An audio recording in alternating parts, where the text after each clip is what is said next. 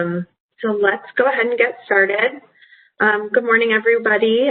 Thank you so much for joining us to learn more about our social impact initiatives here at Kearney. Before we get started, I just wanted to run through a few quick webinar logistics. Following the presentation, we will open it up to Q&A. So feel free to send any questions that you will have through the Q&A function at the bottom right-hand corner of the screen. And please send those directly to Norbert Sobczak. He will be collecting those questions and adding them into the queue to get them answered. If we don't have time to get to all of the questions, feel free to send any remaining questions to careers.mba@kearney.com and we'll get those answered for you. With that, I'm going to go ahead and hand it over to our panelists. Dominique, I'll hand it over to you to kick off. Thanks, Emily. Good morning, everyone, or good afternoon, maybe based on where you are. I'm excited to be on the webinar today and really talking about one of the topics I'm so passionate about, social impact. A little bit about myself. I've been with the firm for quite some time now, started out as an analyst, so a little over 10 years ago. And my area of expertise is in our leadership change and organization practice, particularly around organization design, as you can see with the image there, but also passionate, very passionate about education and about training, learning, and capability building. Went to Vandy, so proud Commodore, and went to Kellogg and to get my MBA sponsored by the firm as a scholar. The pictures you see on the side here really are reflective of the times that we're in. Become a bit of a Netflix junkie, just binging different shows and series, I would say, taking long walks near the beach, near Lake Michigan. I'm up in Chicago area, and really getting into the groove of baking again, eating way too many sweets. You can see a picture of one of my apple pies there. So excited to be speaking today about some of my experiences with social impact. I've had one, which is my all-time favorite project with the Chicago Police Department, particularly around training of our officers. And then most recently around our fair and safe voting commitment, doing pro bono social impact work with Business for America, looking at collecting the resource needs that polling locations needed for Election Day. So happy to talk more about the partnership with Business for America and also the work with the Chicago Police Department later on in the call. I'll turn over to Chad. Thanks, Dominique. Good morning, good afternoon, or good evening, everyone. My name is Chad Payne. I'm an associate based out of our New York office, currently calling you from my hometown of Vancouver, Canada, which is my background, and also the picture on the top right. That is where I spent the majority of my time in quarantine. And like Dominique, quarantine's been a time to kind of try new things. For me, I've been learning how to golf. And I would say on a scale of how my performance has been, I'm not yet close to Tiger Woods, but probably a lot closer to Happy Gilmore in that bottom right corner. I've been at the firm now for about 4.5 years. I joined after graduating from Wharton as an undergrad, where I was a sprinter on the varsity track and field team. And I'm a member of our generalist practice, meaning I have been able to do projects across almost all of our services and industries and different functions like that. But over time, I've learned that my areas of expertise really focus on growth and organizational strategy. So from the growth strategy standpoint, how do we enter new markets and what is our go-to-market strategy? What is, if we want to be disruptive, more of a white space design for our industry and our company? What kind of plans can we put in place, and working directly with executives to achieve their objectives for the organization? And on the organizational design strategy, it's how do we build the best teams? How do we have the best leadership in place and make sure that they're equipped with the capabilities and teams they have? And also when there's a change going on in the organization, how can we work together to maintain motivation and move forward as an organization? But today, like Dominique mentioned, we'll be talking a lot about social impact, and I'm excited to share some of my experiences at the firm. In particular, I want to talk about my work with Feeding America, which is a national hunger relief organization that works with different food retailers, distributors, and manufacturers throughout the U.S. to donate food to different food banks, churches, and pantries throughout the United States.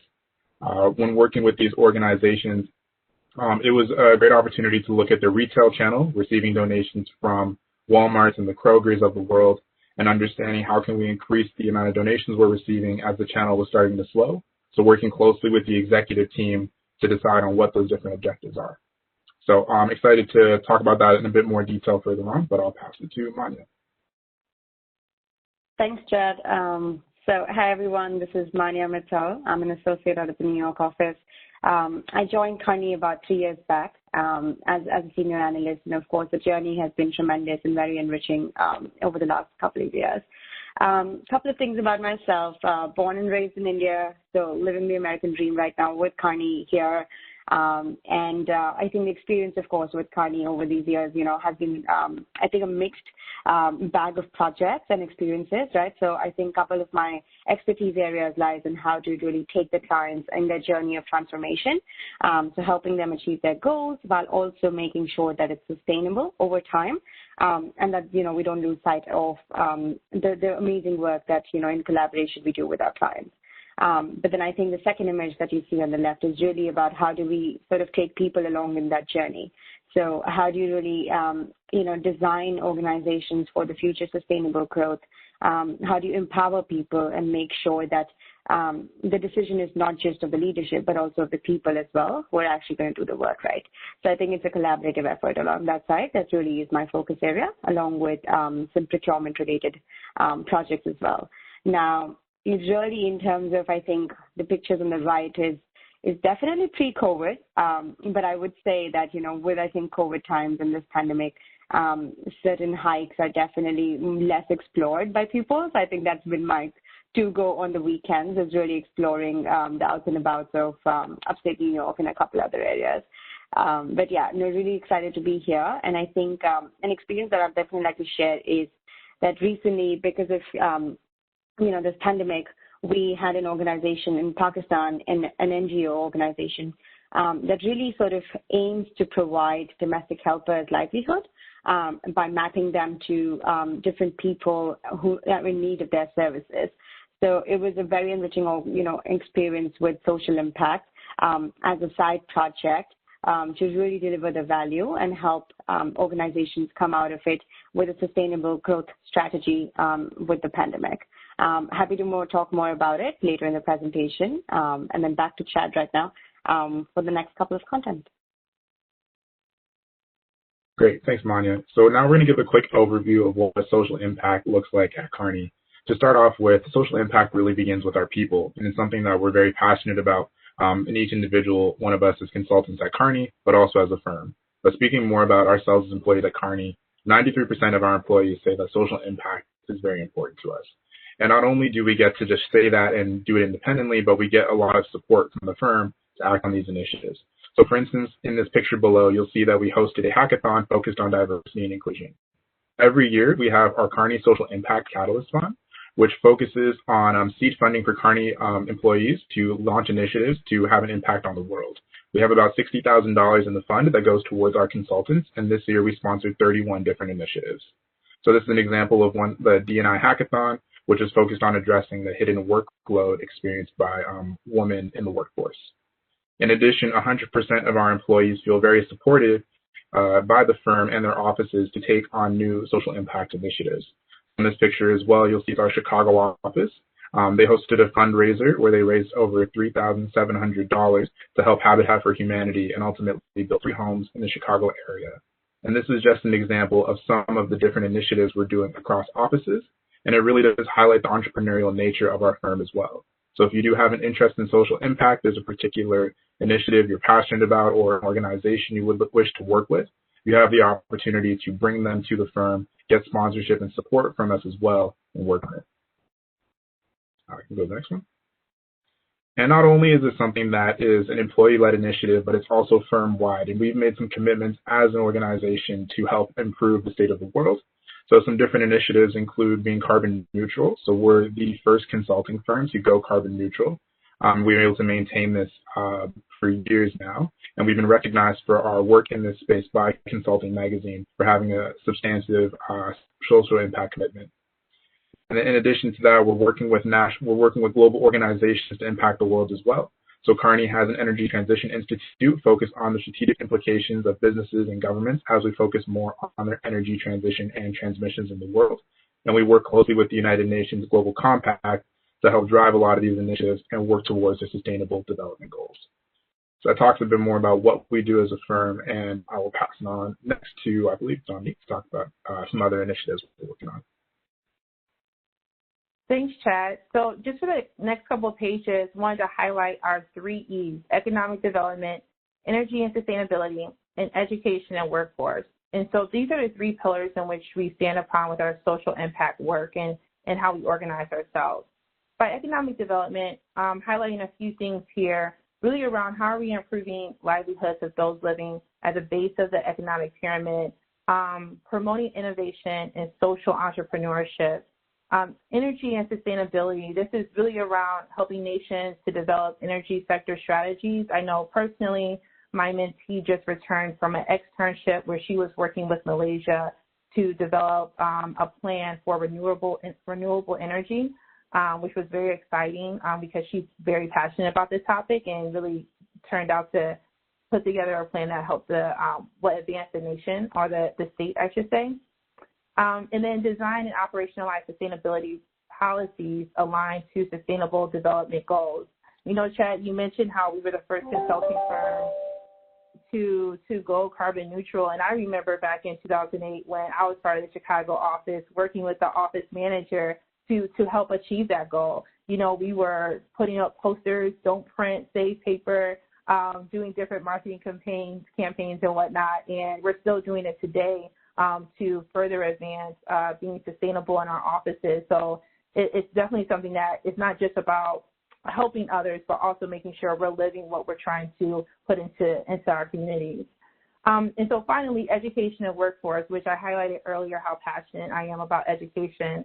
And this is around designing policy and programs to improve education outcomes, building up workforce capacity. If we go to the next page, there's a few more, I would say, examples across each of these pillars of what we've done. Economic development, I believe Chad's example earlier of what he was doing it aligns here with the economic development pillar. Another one to highlight, I would say, would be how we supported foundations to address the lack of health and hygiene awareness in rural India. I believe the last time we actually did this webinar, we spoke a bit more about that project, but just really providing the awareness and access to women in rural India to really build a more healthy community. Energy and sustainability, there's a few examples here. One around developing environmental impact analysis of greenhouse gases, water, waste for a global consumer goods company. And then there's the one I had also just mentioned in terms of my mentee working with an organization in Malaysia for renewable energy. Education and workforce, there's one mentioned here about Nike, and where we helped to set up an operating model for a social venture serving adolescent girls. Also supporting New York Small Business Services to choose programs to help women entrepreneurs. So these are just a few of the examples of what we've been doing. We do a lot. I would just really emphasize what Chad mentioned in terms of our people being passionate about this topic. And so it's everywhere, and it's through all of our ranks, from analysts through partner. We have a number of partners on a number of community boards. And it's something that I think is part of just the culture that we have here at Carney in terms of people wanting to do more to give back. So I think I went a little long on my pages, but I wanted to emphasize that piece to those who are here on the call. I think I'll turn it over to whoever's leading the next page. Or is that it? Thank you, Dominic. Thank you. Thank you, Chad and Dominique. I think that sort of summarized the good work that Carney supports and also pushes its consultants to achieve, right, for the global benefit and also the societal benefit that it delivers. Now, really in terms of how can one get involved, right? So Carney, I think, as a firm, pushes its consultants not only to look at opportunities at clients. So I think that's what Dominique really rightly touched upon, right? The 3 E's that we look at, so economic development, the energy, and the education aspect of it. and then the examples that Dominique highlighted. But really, there are opportunities outside of project and client work as well that one can definitely be proactive about in getting involved. Now, we do have certain alliances and partnerships. So, for example, the story that Chad mentioned, his work with Feeding America, that's definitely been a critical one with the firm, and I think that's an ongoing partnership in terms of for helping them solve the problems and, of course, coming across as thought providers and solution artists with them to find the right solution for their problems. In terms of thought leadership and marketing, our teams, right from the analysts to the leadership and the partners, were very involved in generating thought-provoking substances. So articles, news articles, materials, right, that drive the right conversation and that even initiate the right dialogue with the clients, with the other teams, and with just the general public. And of course, our thoughts are very well received and respected at even the World Economic Forum. And I think there's been a lot of dialogue even there in terms of how can one create social impact, how do you create sustainability and get those initiatives on the front line as priorities for everyone, especially for Carney, where the consultants are so passionate about these roles. And then lastly, it's the internal initiatives, and I think this is one piece where I think all of us in our stories have some way or the other touched upon. Starting from that, you definitely can sign up for an internal local project. If you know an organization, you definitely are very passionate about the cause, the support. That's definitely something that Carney is always interested in volunteering for through 4 or 8 week stints. Then, as Dominique mentioned, there are externship opportunities where her, let's say, mentee went and helped with the Malaysia energy and sustainability workforce, right? So those opportunities are, again, available throughout the year where one can then solely focus on that initiative rather than having multiple sort of balls to gamble. And lastly, it's the Catalyst Fund, which I think is a very, very exciting opportunity that Carney provides. And that's really generating that sort of entrepreneurship feeling amongst everyone that we already have. So it's a competition where you would, put forth your ideas related to social impact. And if then you get the support from the firm, not only monetarily, but then also the expertise that lies across the firm globally is provided on a platter to you to actually go and execute that and create the impact that you're so passionate about. But that's just the gist of it. Of course, there are multiple other ways as well, and, happy to talk more about it. But I think, Emily, that brings us to the end of our overview, and we can definitely move to the Q&A. Great. We have a few questions coming through in the chat, so feel free to keep sending those. I guess first question, for the panelists, what percentage of time do Carney consultants spend on social impact related work?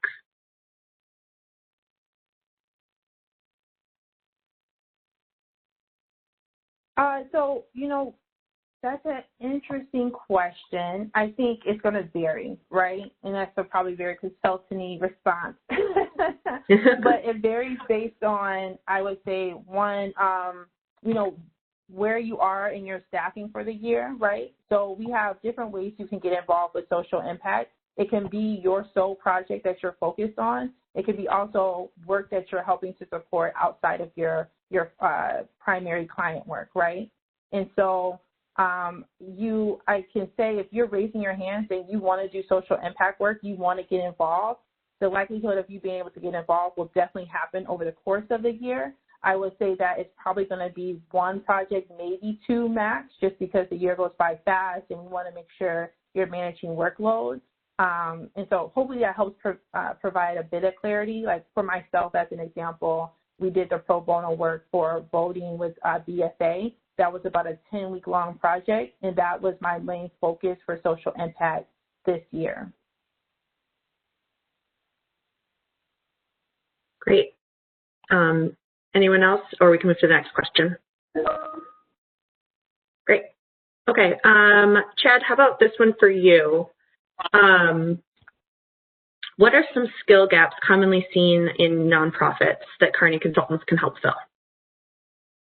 Yeah, I would say that nonprofits often come to us with the same issues that our normal clients would. They're an organization at the end of the day, and what we generally view or bring to the table as consultants are an external perspective.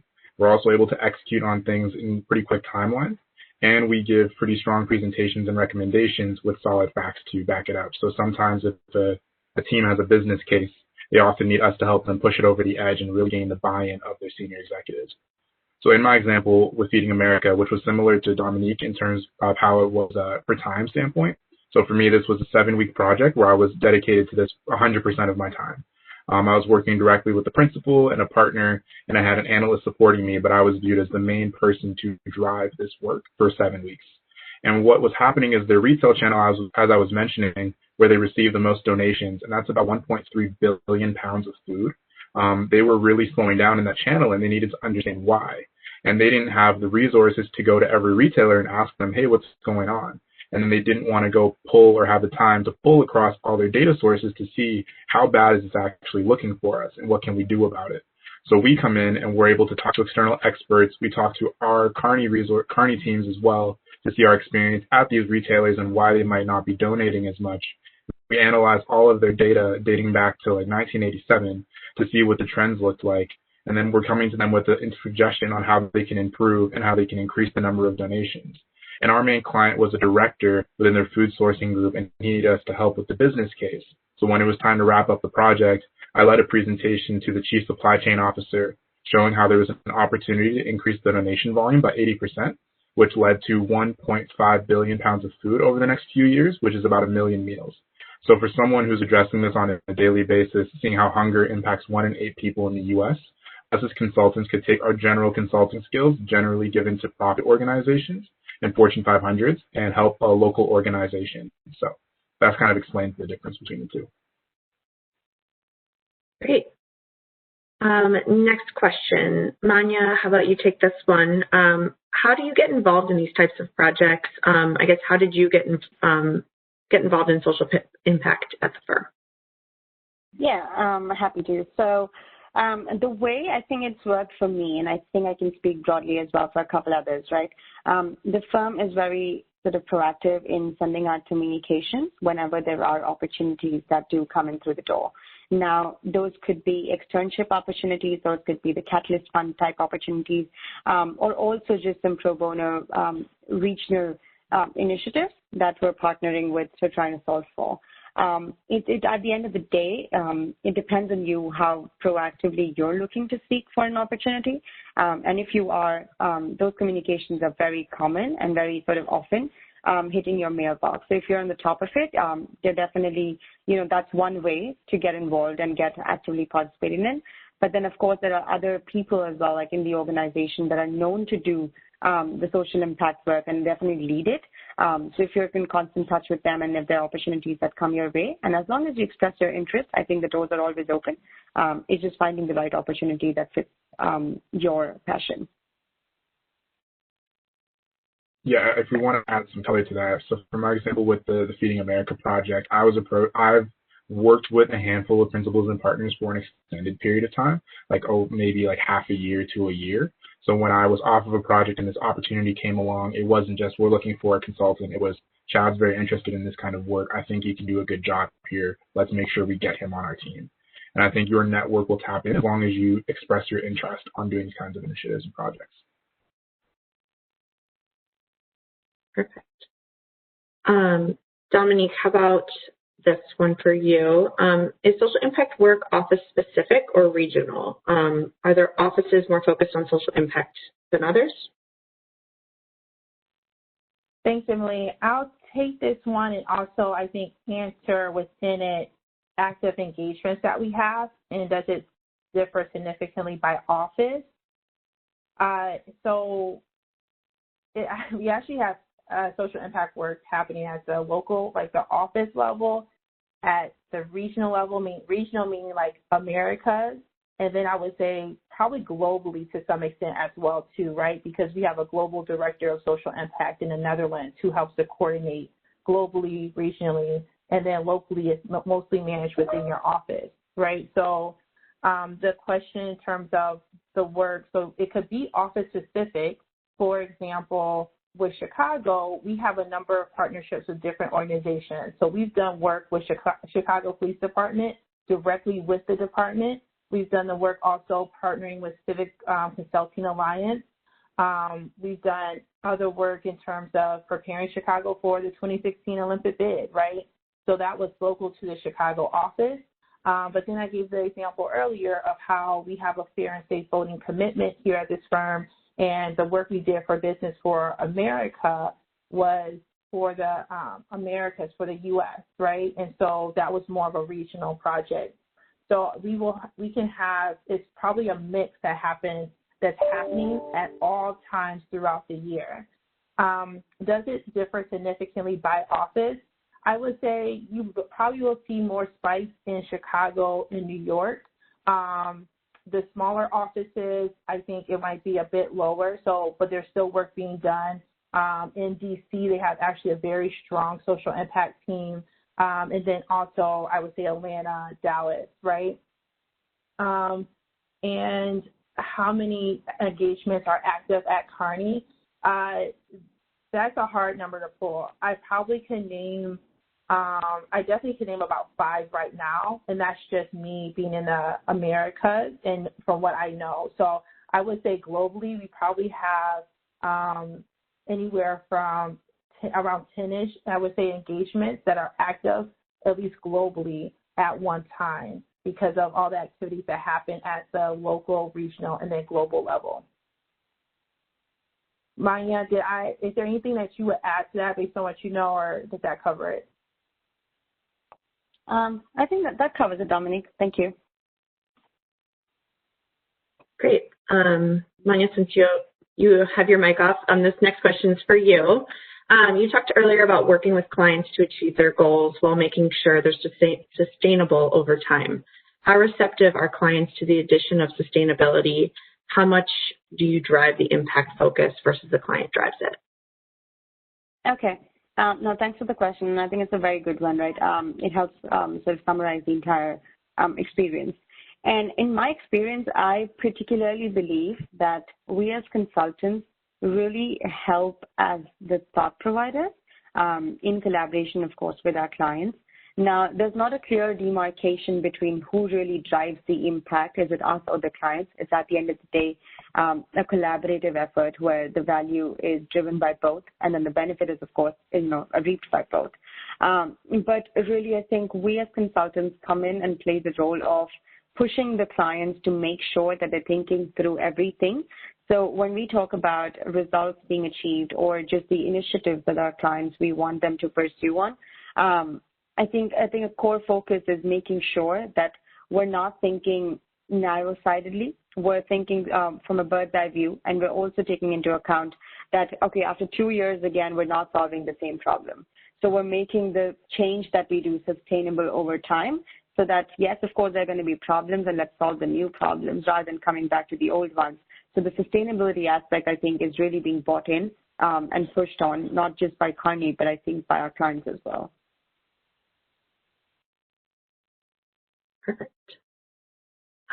Next question. Are there possibilities of an externship or a secondment in the social impact space? Dominique, do you want to take that one? Yeah, so I would say that from my externship perspective, majority of the externships that I'm aware of, and I've heard about many of them, it is social impact focused. And it's somewhere along the 3 pillars of economic development, energy and sustainability, and education and workforce. And examples I know of are our colleagues who are here in the Americas actually doing work for international communities when they go into their externship experience, which I think is great. In terms of the economists, I think they can also be in the social impact space it depends on the opportunity that's coming up with the organizations. I've heard them to actually be a bit more in corporate, but it is an opportunity. It is a possibility for sure.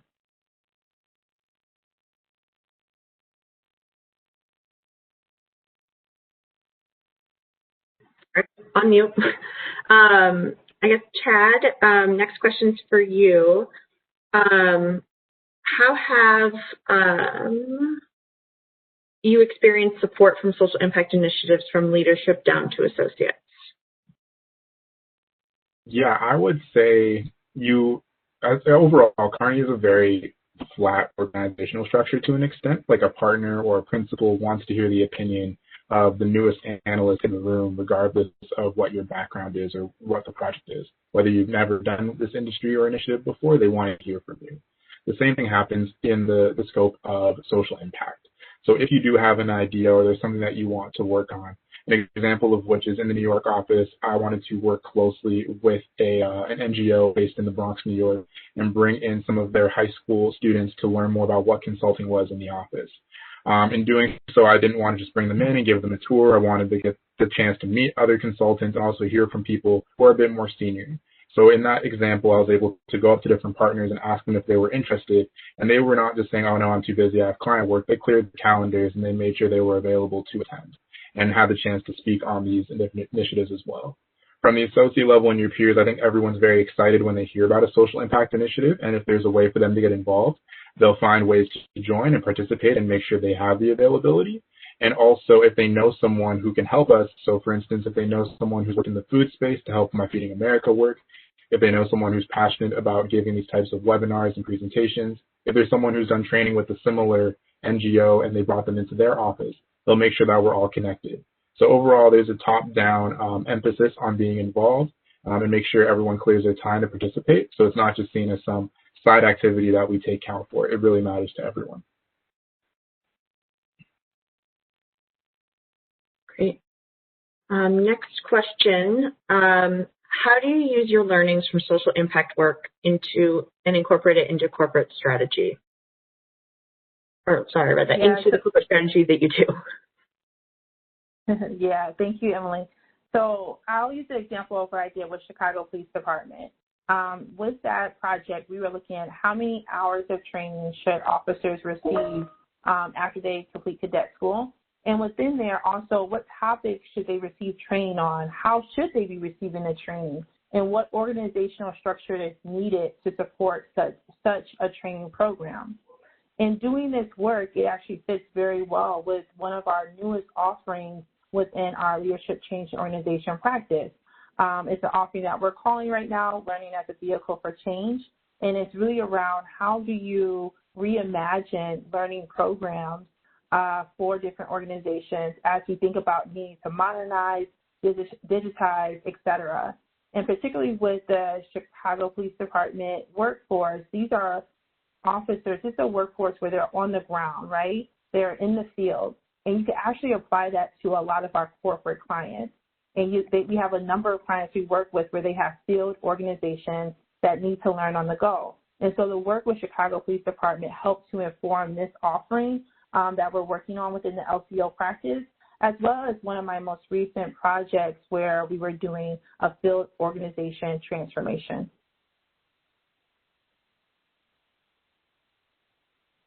Great. Well, I think we have exhausted all of our questions, so feel free to keep sending them through. Maybe if each of you wants to go through your favorite social impact project that you've most recently worked on. I can touch upon it. Yeah. So my favorite one would be the one that we did recently, and that's with a NGO based out of Pakistan, and the name is Mauka Online. And what they really do is help provide domestic helpers who are not very well educated the resources and the livelihood to really be able to survive and also provide for their families. The goal now, or the problem rather, they were facing is that because of the pandemic, not many people are willing to get outside third-party people at their home to do, let's say, perform cleaning services or just do other services that they provide. And how do you really keep the operation sustainable and profitable over time? So that was really the problem we were trying to solve. And I think, of course, it was a long exercise of associate analysts, managers, and even the partners together to come up with one probable recommendation for us to take it back to them. And I think the team was very happy with the recommendation and the solution in terms of how they can, keep their costs down and really keep driving on the growth strategy standpoint.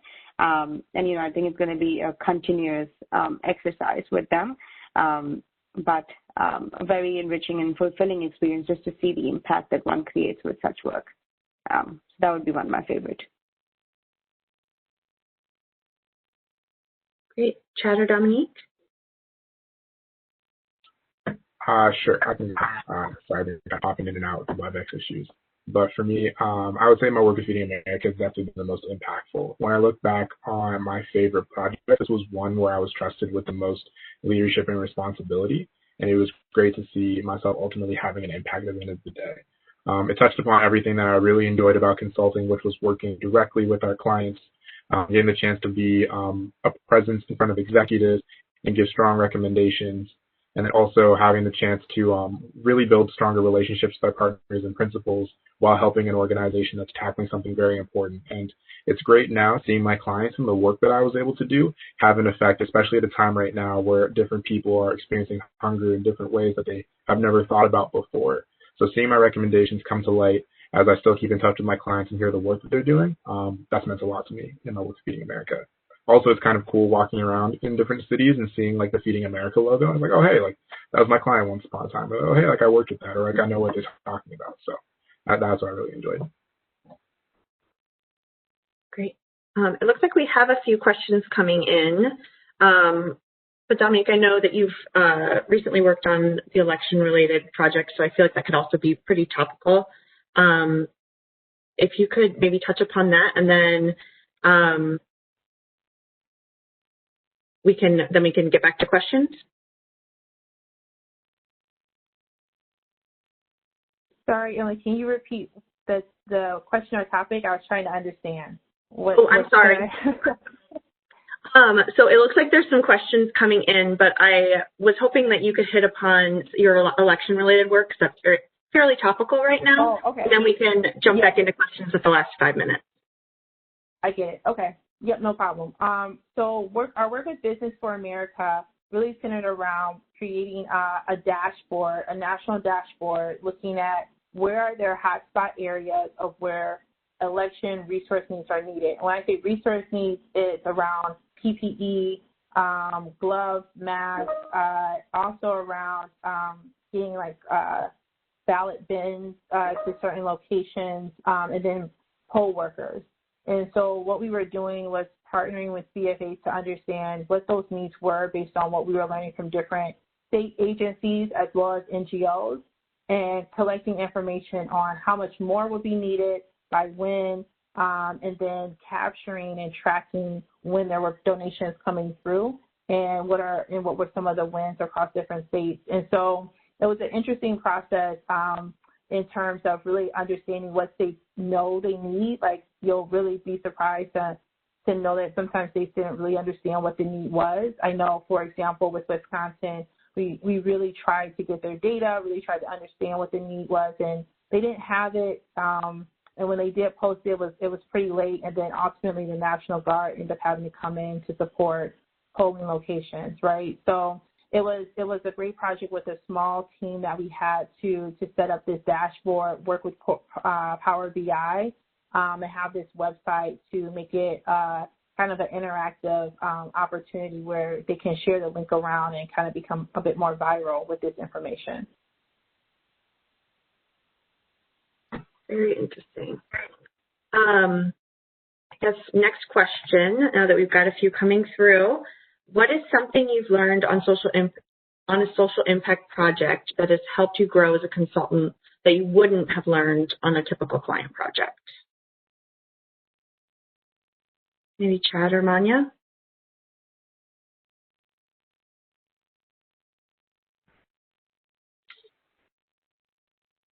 I'm trying to think of a good answer. that's where I am right now. I would say what I learned more I think when we're working with clients, we're often working with some pretty high-level executives at the end of the day. Like we're working with the C-suite or the VPs or the directors. And I think when we're doing more social impact-related work, we're sometimes a bit closer to the field and we're understanding what's happening on the ground.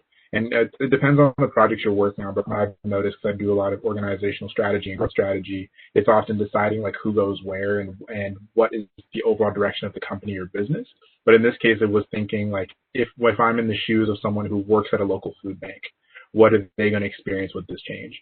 If I'm the person who oversees this particular region and I have a Walmart in this rural area of Arkansas, how do I get food delivered more often? So I think putting myself in those shoes has been helpful, because now when I step back to my other consulting projects and we are doing those big level changes where we might say, oh, let's increase amount of revenues by XYZ%, I'm thinking of myself as like the person in the store who might be stocking the shelves or the people who are working in the back doing the packaging. And it's very important to make sure we keep into account of all the different individuals that are impacted. I completely echo. I'll probably just add. Oh, go ahead. I was just saying a small thing to add to that, right? I think when we work with clients, they are already established, right? So they have their backbone already in place. With a lot of the organizations, when we work through the social impact work, they're still in the process. There's some of them might just be in the very nascent stage. So there's a lot of ambiguity there. And I think that's one thing I've definitely learned through my work, is that, even with a lot of sort of uncertain factors, you still need to think through on how to survive. And I think that's the resiliency I feel as a factor that I've learned from the social impact work. Yep, I echo what Chad and Maya highlighted. Just really making sure we have that empathy and understanding of the local or the lowest level within an organization. Social impact work really helps you to do that, and kind of just taking you back to, why are we solving real problems and whatnot. So it's always very, very rewarding, I think, where we're doing this type of work. And I think what you learn can also vary based on where you are in your career, whether you're an analyst or a manager. There's different things that you could then bring back into the corporate work. Great. Well, I think that's a good place to wrap up. So I'd like to thank our panelists for joining us today and sharing their experiences with social impact.